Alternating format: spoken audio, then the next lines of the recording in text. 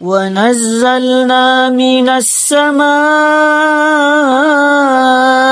ماء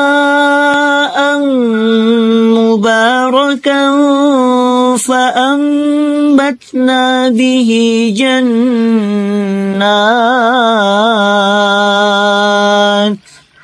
فأنبتنا به جنات